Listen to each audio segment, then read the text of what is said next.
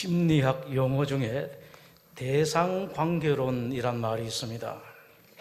사람들이 현재의 인간관계는 그냥 어쩌다가 생긴 인간관계가 아니라 과거에 형성된 인간관계에서 영향을 받은 것이다 라는 이론입니다. 이 이론은 이렇게 말합니다. 생애 초기에 양육자와 형성된 관계에서 비롯된 경험은 타인을 지각하고 이해하며 관계를 형성하는 데 기본 틀로 작용한다. 그 틀은 전생애에 영향을 미친다라고 말합니다. 이 이론에 따르면 사람에게는 자기가 만나는 상대방을 상대방 있는 그대로 만나는 것이 아닙니다. 나의 것으로 만나는 경향이 있습니다.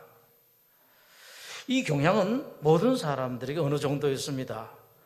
객체를 객체 그대로 보는 것이 아니라 나와 관계되어서 나의 것으로 생각하는 그런 경향이 모든 사람들에게 있습니다만은 문제는 그 도가 넘는 경우입니다.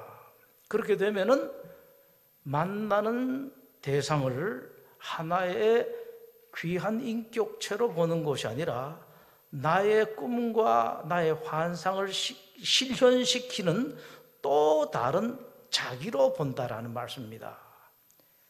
좀 더 적나라하게 표현하면은 상대방을 나를 위한 도구로 착각한다는 데 있습니다.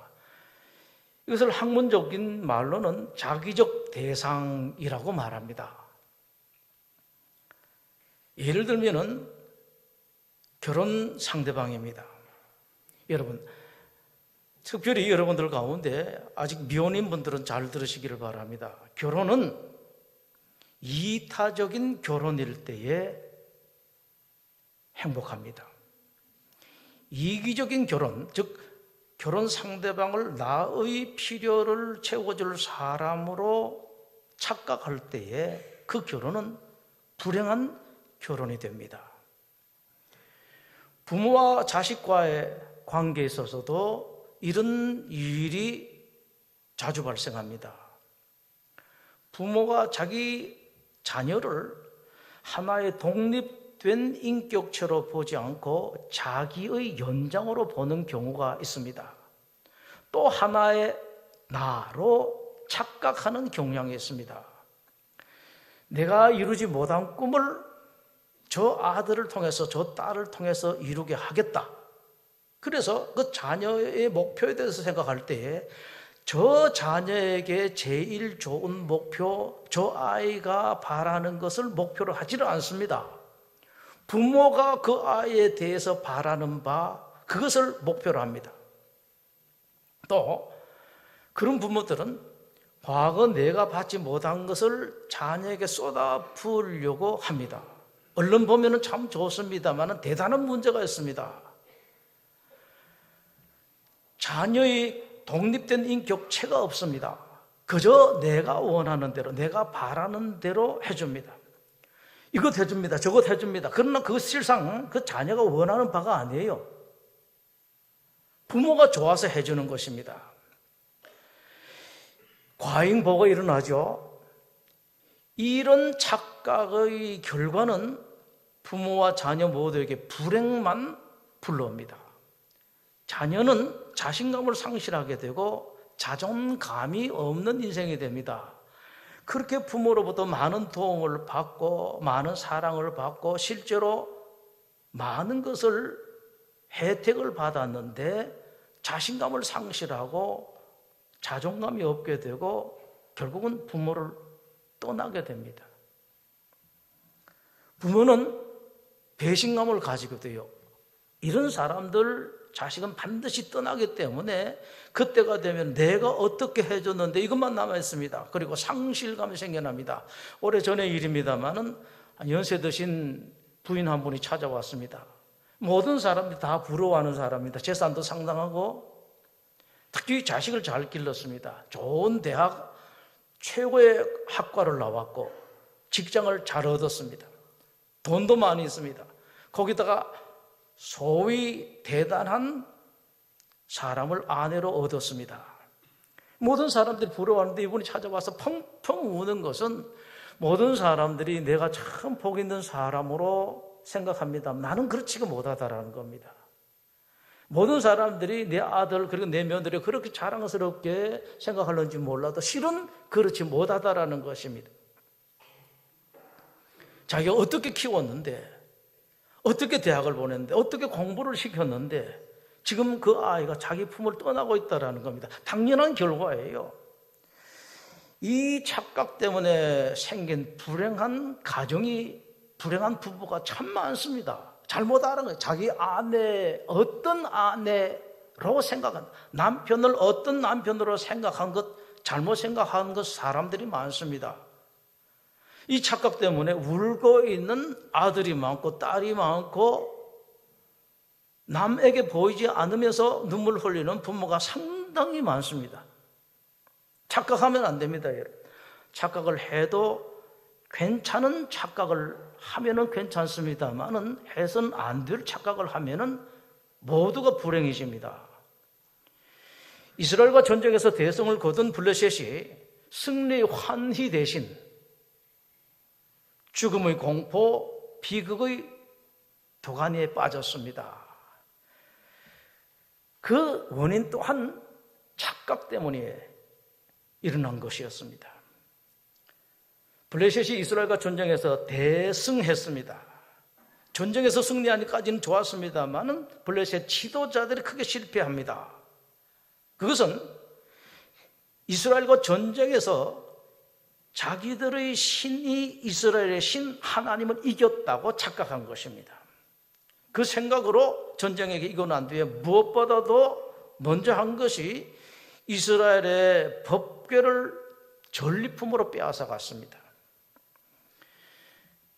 빼앗아간 그 법궤를 자기 신의 포로로 생각합니다. 자기들의 신전에 이스라엘 법궤를 가두었습니다. 가둔 모양도 이스라엘의 법궤가 자기들의 신의 신상 앞에 엎드려 절하는 모습이고 자기들의 신의 신상은 이스라엘의 법궤로부터 절 받는 그런 모습이었습니다. 근데 여러분, 사실 그 자체는 아무것도 아닙니다. 블레셋 신상도 사람들이 만든 조각에 불과하지만은 이스라엘 법궤도 나무로 만든 상자일 뿐입니다. 여러분 가운데 인디아나 존스 같은 그런 영화를 보신 분들은 법궤가 대단한 것으로 생각합니다만 사실은 영화일 뿐입니다. 흥미를 위해서 만드는 것이지 그렇지가 않습니다. 나무 상자일 뿐입니다. 이스라엘 법궤가 블레셋 신전에 가두어졌다고 하나님께서 블레셋 사람들의 포로가 되는 것도 아닙니다. 근데 문제는 사람들의 생각입니다. 블레셋 사람들, 이방 사람들, 그리고 심지어 이스라엘 사람들까지도 잘못 생각하는 것입니다. 가만히 보니까 지금까지는 이스라엘의 신이, 우리의 신이 최고인 줄 알았는데 그것이 아니라 블레셋의 신이 최고더라. 지금까지 소문으로는 이스라엘 신이 대단한 것으로 그렇게 소문이 났는데 알고 보니까 이스라엘의 신이 별것 아니더라. 이스라엘 사람들도 그렇습니다. 지금까지 우리 신만 하면은 모든 문제가 다 해결된다. 유목할 때도, 농사 지을 때도, 전쟁할 때도 최고라고 생각했는데 우리 신이 최고가 아닌 것 같다라고 생각하는 것입니다. 하나님의 이름이 모독되는 것, 이것만큼은 하나님께서 용서하지 않습니다. 그것 때문에 블레셋은 온갖 곤욕을 치릅니다. 사실은 이스라엘이 전쟁에서 패한 것도 마찬가지였었습니다. 블레셋 신상이 엎어지고 신상의 목이 부러지고 손목이 부러졌습니다. 블레셋 주요 도시가 전염병으로 수많은 사람들이 죽습니다. 도시 기능이 마비가 되었습니다. 기어이는 블레셋 백성들이 들고 일어났습니다. 나라 지도자들은 원망을 하고 방귀를 들고 일어났습니다. 결국 7달 만에 블레셋 지도자들이 두 손을 들게 됩니다. 이스라엘의 법궤를 빼앗아 올 때는 쾌회를 불렀습니다. 우리가 이겼다. 우리 전리품이다. 의기양양했습니다. 환호를 했습니다. 그러나 블레셋 전쟁의 승리, 상징인 이스라엘 법궤를 다시 돌려보내기로 결정을 하게 되고 맙니다. 그러나 블레셋 지도자들이 막상 이스라엘 법궤를 다시 이스라엘로 돌려보내려고 하니까 겁나는 것이 있었습니다. 이전에 하나님의 법궤가 어떤 법궤인지 알지 못하던 사람들은 그때는 아무렇지도 않게 생각했습니다. 아무렇게나 대해도 됐었습니다. 근데 이번에 이렇게 당하고 나니까 돌려보낸 것까지 아무렇게 해서는 안 되겠다라고 생각하게 됩니다. 또 당하면 안 됩니다. 그래서 조심을 하게 됩니다. 여러분, 여기서 여러분 잘 아십시오. 이것이 지혜입니다. 작은 지혜가 아니라 대단히 큰 지혜입니다. 많은 사람들이 이 지혜를 얻지를 못하고 당하던 일에 또 당합니다. 근데 여러분 잘 보십시오. 사람들이 당하는 것이 새로운 것에 당하지를 않습니다. 이전에 당했던 일에 당하게 됩니다. 다른 사람들이 당했던 일에 내가 또 당합니다. 사기도 마찬가지예요. 부모들이 당했던 일에 그 자식들이 또 당합니다. 이 미련한 일들이 상당히 많이 있습니다. 그래서 어떤 사람이 이렇게 말을 하죠. 미련한 사람은 이미 자기가 망한 줄을 알지를 못한다라고 말하는데 참 적확한 이야기입니다. 이집트 왕 바로가 그랬습니다. 하나님이 경고를 했습니다. 내 백성 이스라엘 민족을 해방시켜 보내라. 그 경고에도 불구하고 이집트 왕 바로는 노예들의 노동력이 아까워서 이스라엘 백성들을 해방시켜 주지를 않습니다. 그러다가 갖가지 재앙으로 고통을 당하게 됩니다. 이스라엘 온 땅에 피가 가득했습니다. 마실 물을 구할 수가 없습니다. 물을 뜨고 보면 피입니다. 그러나 이집트 왕 바로는 이스라엘 민족들을 내보내지를 않습니다. 그 다음에 재앙이 계속해서 이어집니다. 개구리가 이집트 온 곳에 가득 덮이게 되고 그 다음에는 이가, 그 다음에는 파리가 계속해서 무서운 재앙이 덮칩니다. 이집트의 백성들뿐만 아니라 이집트 고관들도 죽을 지경입니다. 그럼에도 불구하고 이집트 왕 바로는 고집을 꺾지를 않습니다. 참 문제예요. 모르면 이렇게 당하게 됩니다. 자기만 당하는 것이 아니라 백성들이 함께하는 사람들이 다 당합니다. 이집트 왕궁의 고관들이 한탄할 정도였습니다. 왕에게 찾아가서 이렇게 말합니다. 왕님, 이 이스라엘 백성들을 빨리 내보내 주십시다. 왕님은 우리 이집트가 망한 줄 아직까지도 모르십니까? 라고 그렇게 말할 정도가 되었습니다. 여러분, 미련한 자는 자기도 망하고 곁에 있는 사람도 같이 망하도록 만듭니다. 여러분들이 미련한 사람이 되지 않을 것은 물론이고 잘 아십시오. 꼭 여러분들 미련한 사람 옆에 가지 마십시오. 얻는 것이 없을 뿐만 아니라 다 잃습니다. 말하기는 여러분들이 지혜로운 사람들이 되십시오. 그리고 혹시 여러분들 스스로는 지혜로운 사람이 못 된다면 지혜로운 사람 가까이 하십시오. 생기는 것도 있습니다. 그런 사람 가까이 하십시오. 쓸데없이 미련한 사람, 그런 사람들 가까이 하는 것이 아닙니다. 반대로 지혜 있는 사람은 살립니다. 자기도 살 뿐만 아니라 다른 사람을 살려요. 죽을 사람을 살리고 망한 사람도 회복하고 일어서도록 만듭니다. 힘이 없어서 주저앉는 사람들을 일으키는 사람들이 지혜로운 사람이라고요. 놀랍게도 이방인인 블레셋 지도자들에게 이 지혜가 있었습니다.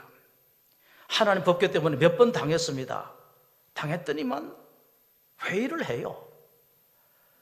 내가 나라의 최고 지도자이기 때문에, 내가 제일 똑똑한 사람이기 때문에 내가 결정한다 그러지를 않았습니다. 일 있을 때마다 모였습니다. 그리고 결론을 내죠. 우리는 잘한 줄로 알고 했었는데 이스라엘 법궤를 잡아온 것은 우리의 큰 실수다. 얼른 돌려보내자라는 그런 결론을 내리게 됩니다. 이게 지혜입니다, 여러분. 한번 내가 이런 소리 했다고 거두들이지 못하는 사람인데 내가 잘못했다라고 말하면 되는데 나라의 최고 지도자들이 이걸 하지를 못하게 되면은 국민들이 어렵습니다. 백성들이 어렵게 되죠. 돌려보내는 일에 있어서도 블레셋 지도자들은 지혜가 있었습니다. 우리가 아무리 나라의 최고 지도자들이라도 이 문제만큼은 우리가 판단할 것이 아니다. 이것은 영적인 문제고 신적인 문제다. 영적 지도자들에게 물어야 할 문제다라는 생각을 하게 됩니다. 이 겸손이죠. 그래서 블레셋 정치 지도자들이 종교 지도자들에게 묻습니다. 오늘 2절 말씀이 바로 그 말씀입니다. 블레셋 사람들이 제사장들과 복술자들을 불러서 이르되 우리가 여호와의 궤를 어떻게 할까? 그것을 어떻게 그 있던 곳으로 보낼 것인지 우리에게 가르쳐 주십시오라고 묻습니다. 최고 지도자들이 이렇게 묻기가 쉽지가 않습니다. 그런데 여러분, 그게 지혜예요. 잘난 체하고 자기가 전부 다 판단한다고 생각하는 것, 이건 미련이고 불행입니다, 여러분. 정치 지도자들의 질문에 종교 지도자들이 대답을 했는데 그 대답한 말을 여러분들 한번 잘 보십시오. 3절입니다. 이스라엘 교회를 돌려보내려거든 그저 보내지 말고 제사를 드려야 한다. 그러면 벽도 낫고 왜 이런 문제가 생겼는지 알게 될 것이다. 4절에 블레셋 사람의 방백의 수효대로 금 독종 5과 금지 5마리를 만들어야 된다. 5절에 너희는 너희의 독한 종교의 형상, 땅을 해롭게 하는 주의 형상을 만들어서 이스라엘 신께 영광을 돌리라 라고 대답을 해줍니다. 여러분, 블레셋 종교 지도자들의 대답을 보셨는데 그 대답이 맞는 답 같습니까? 우리 하나님이 그런 뇌물을 받고 그런 선물을 받고 화를 가라앉히실 것 같습니까, 여러분? 말 같지도 않은 소리입니다. 그러나 여러분 잘 아십시오. 이게 겸손입니다. 알지를 못한다 하더라도 어떻게 하면은 우리가 최소한 성의를 보이는가? 나라의 지도자들이 제대로 알지를 못한다면은 우리 국민들에게 어떻게 하면은 우리 성의를 볼 수가 있겠는가? 이것입니다, 여러분. 정답은 아니다 하더라도 이런 자세를 가져야 됩니다. 블레셋 지도자들은 정치 지도자들이든지 종교 지도자들인지 모두에게 겸손이 있었습니다.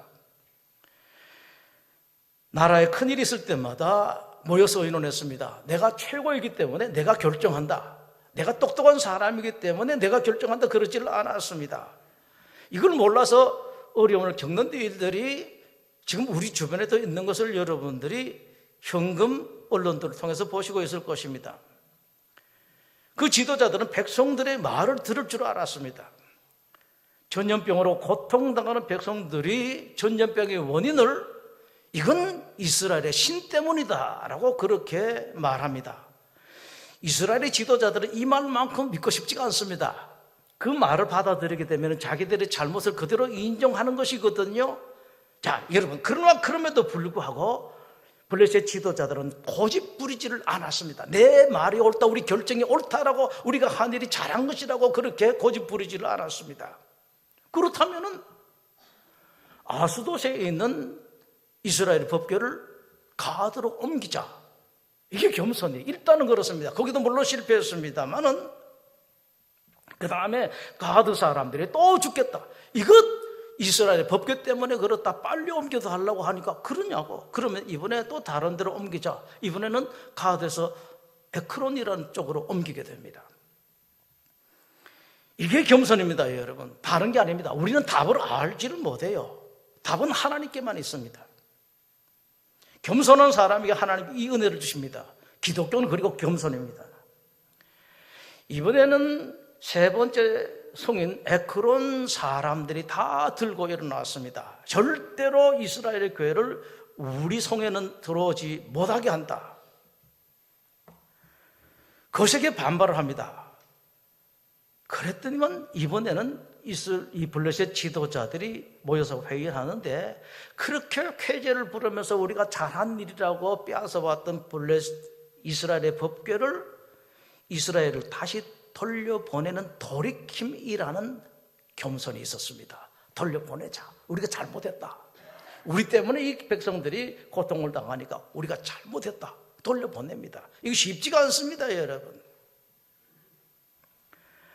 자, 돌려보내는 방법에 있어서 이제는 이 문제가 정치 문제가 아니라 세상 문제가 아니라 전쟁 문제가 아니라 종교의 문제고 신의 문제고 영적인 문제라는 것을 알게 되니까 이번에는 종교 지도자들을 모셔서 듣는 겸손도 있었습니다. 여러분 보신 것처럼 종교 지도자들의 답이 시원치 않습니다. 그 말도 안 되는 답이에요. 그리고 종교 지도자들 자체도 자기네들의 답이 자기네들의 생각이 꼭 맞다고 확신하지도 못합니다. 8절 보실까요? 여호와의 궤를 가졌다가 술에 씻고 속건제로 드릴 금으로 만든 물건들을 상대에 담아 궤 곁에 두고 그것을 보내어 가게 하고 9절에 보고 있다가 만일 이것이 이렇게 하면은 우리가 답한 것이 맞고 아니면은 우리 답이 틀렸고 우연히 그렇게 된 것이다 라고 그렇게 말합니다.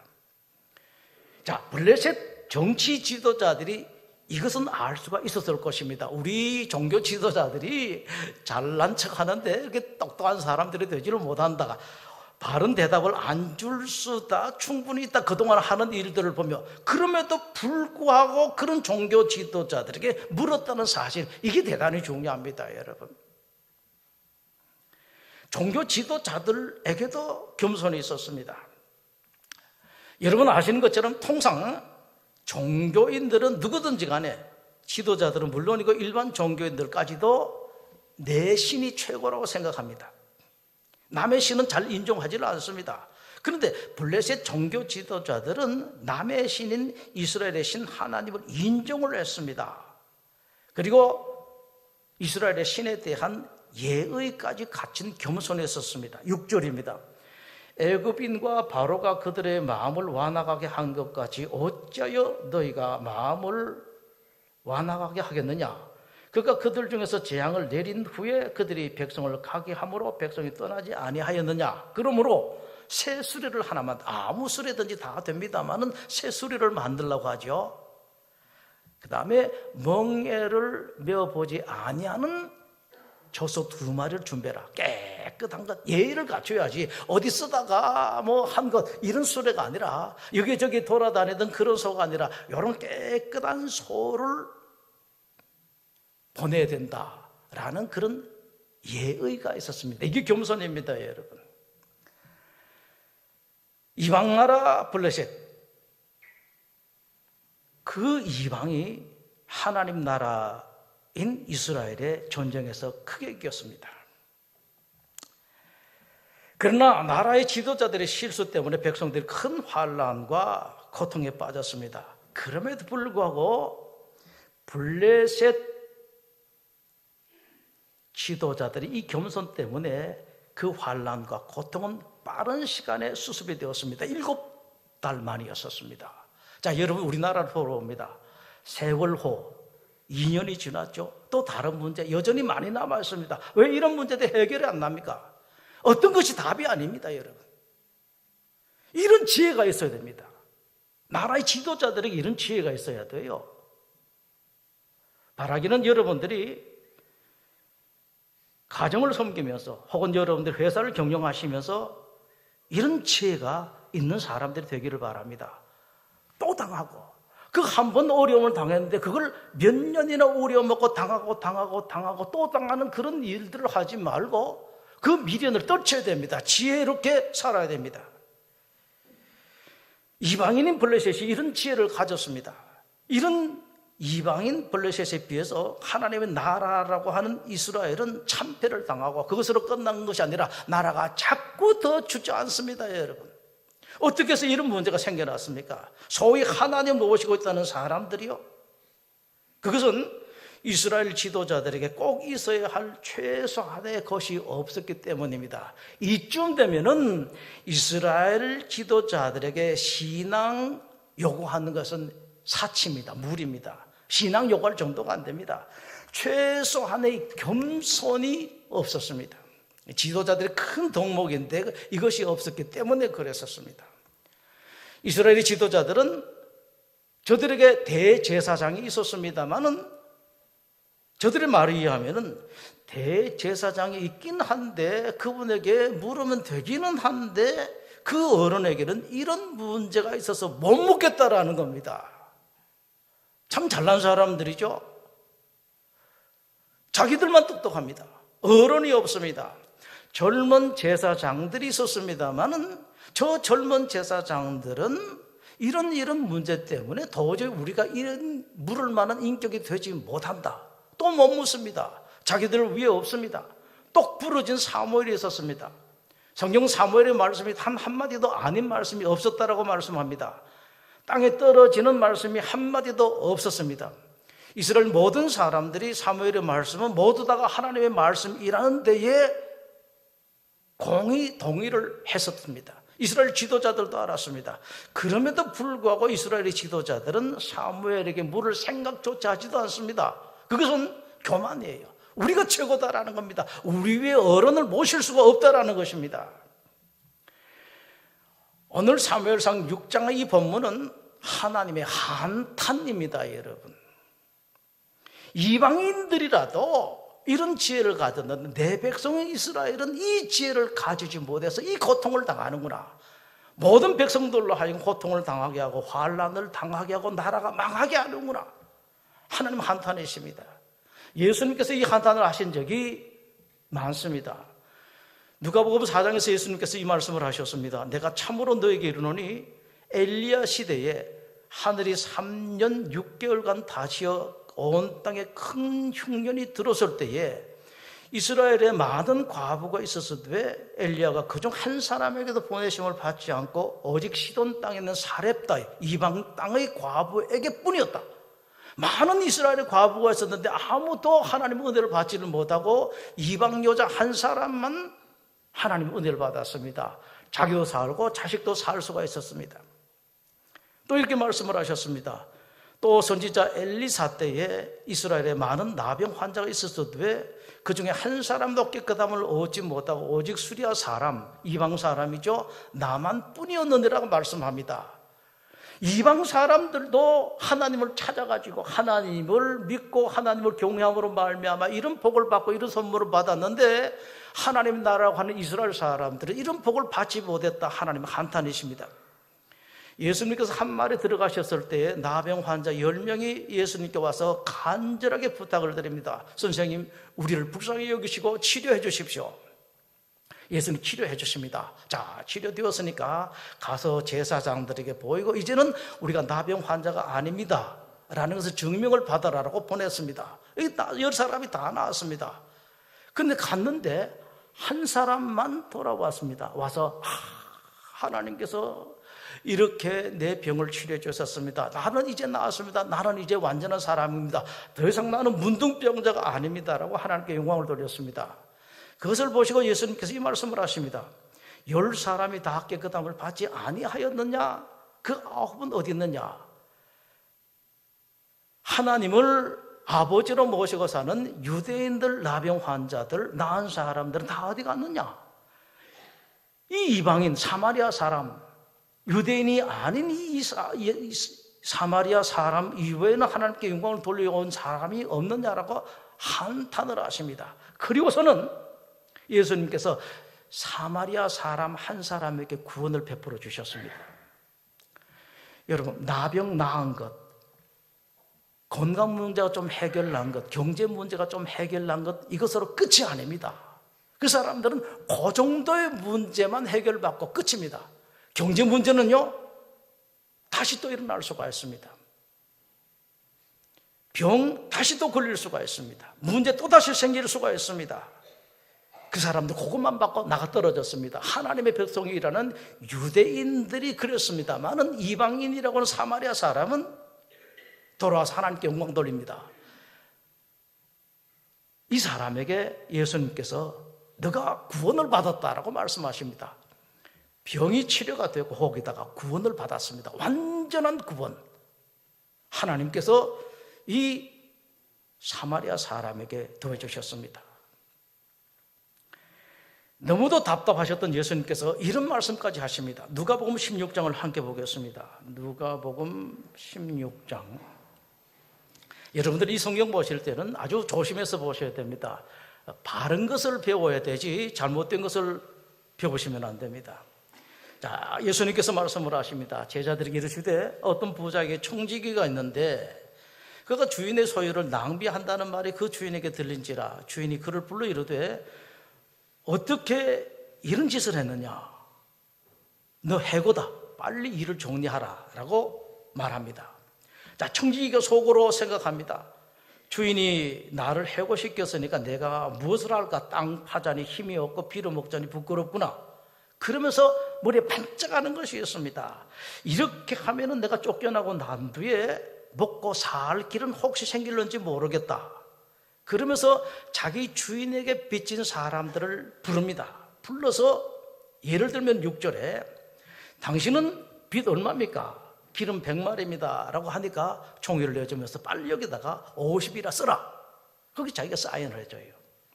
또 다른 사람에게 당신은 빚 얼마나 졌습니까? 밀 100석입니다 라고 하니까 80이라고 써 20은 빼줍니다. 자, 8절입니다. 주인이 이 옳지 않은 청지기가 이를 지혜 있게 하였으므로 칭찬하였으니 이 세대의 아들들이 자기 시대에 있어서는 빛의 아들들보다 더 지혜로움이니라. 예수님 말씀은 이것입니다. 잘한 것은 절대로 아니다. 이게 악한 것이고 못된 짓이고 죄인데, 그러나 정한 데 쓰겠으면 이런 사람에게 이런 지혜라도 배우라라는 것입니다. 배울 데가 없으면 이런 사람에게라도 배우라. 여러분, 우리 기독교인들은 큰 복을 받은 사람입니다. 세상의 주인, 역사의 주인, 인생의 주인이신 하나님을 아버지라는 선물로 복으로 받은 그런 사람들입니다. 여러분, 언제든지 하나님을 찾아갈 수가 있습니다. 무슨 일이든지 하나님께 물을 수가 있습니다. 모든 일들의 주인, 모든 일들의 해결점을 아는 하나님 여러분들이 계십니다. 큰 문제든지 작은 문제든지 얼마든지 물을 수가 있습니다. 밤이든지 낮이든지 여러분들 주무시지만은 하나님께서 여러분들이 찾아올까 싶어서, 여러분들이 물을까 싶어서 안 주무시고 기다리시는 하나님 계십니다. 찾아가기만 하면, 묻기만 하면 최고의 대답을 받을 수가 있고, 대답뿐만 아니라 최고의 선물까지 받을 수가 있습니다. 여러분, 하나님을 찾고 하나님께 물으십시오. 성경을 통해서 하나님께 물으십시오. 하나님께 직접 물을 수가 있습니다. 기도하십시오. 종 안 되겠으면 하나님의 종을 통해서 묻고 하나님 찾으십시오. 그리고 이 복을 여러분 자녀들에게 나누어 주십시오. 여러분들이 자녀들에게 줄 수 있는 최고의 복이 바로 이것입니다. 재산 별것 아닙니다, 여러분. 지금까지 알려진 통계에 의하면은 재산을 자식들에게 물려줘가지고 그것이 정말로 복되게 한 것은 반이 한참 되지를 않습니다.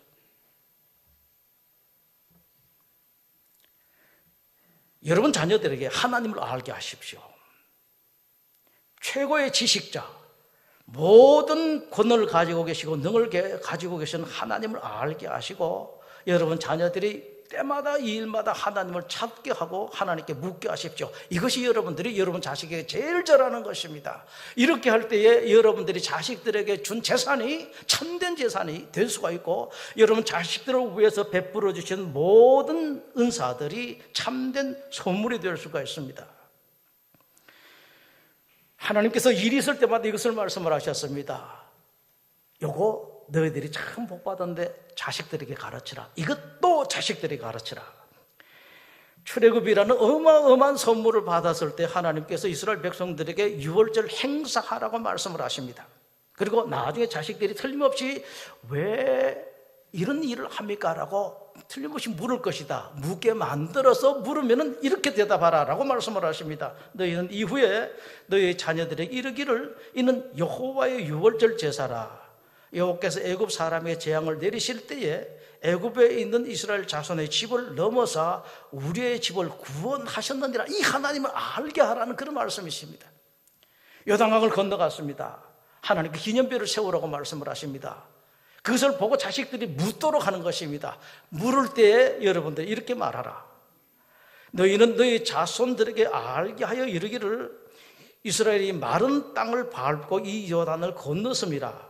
너희 하나님 여호와께서 요단물을 너희 앞에서 마르게 하사 너희를 건너게 하신 것이 너희 하나님 여호와께서 우리 앞에 홍해를 말리시고 우리를 건너게 하신 것 같았나니 이는 땅의 모든 백성에게 여호와의 손이 강하신 것을 알게 하며 너희가 너희 하나님 여호와를 항상 경외하게 하려 하심이라 하라.